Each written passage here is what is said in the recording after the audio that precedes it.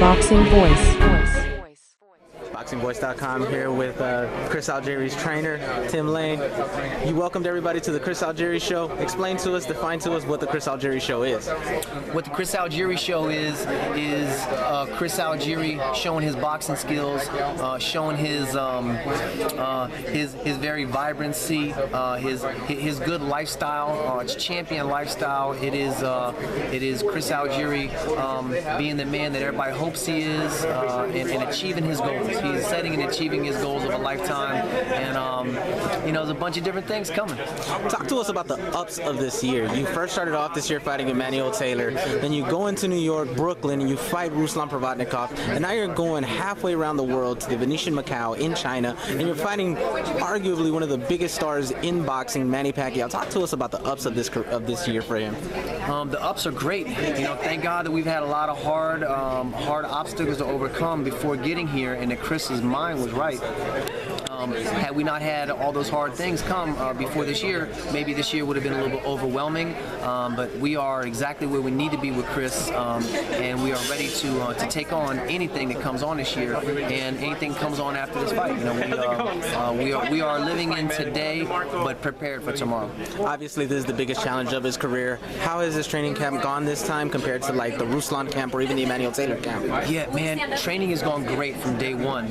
Before the last couple camps, things have been a little bit rocky here and there, but now that Chris and I have a good regimen going together, now that we have everything in the Venetian, we're actually staying at the Palazzo, so we have a kitchen, we have the gym that's set up there, his room is right there, so everything is very convenient, and I got my sparring partners coming to us, I have my assistants that come in with me, Mike Newson, and we just, everything is perfect, man. We started off perfect from day one, and we had some extra time out here, so it couldn't have gone better. Most people, most big high-profile fighters, when they have a high-profile fight coming up, they become very secluded. They shut down their camps. They basically close it out to the public. You guys have actually done the opposite of that, and you've opened it to the public. Yes. Talk to us about the response you guys have gotten in Vegas, people coming over, and what have they said to you about Algieri and what they've seen? The response we've gotten out has been wonderful. Hundreds of people come out on Saturdays and other times for public, sparring sessions. And what happens is a lot of times fighters, coming from myself, I'm retired now, but what I needed to do is I needed to seclude myself because a lot of other things in life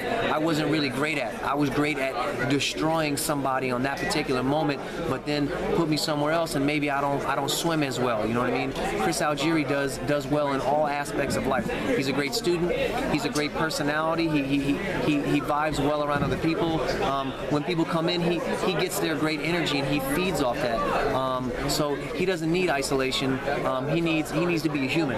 The hard training is something that's always going to work.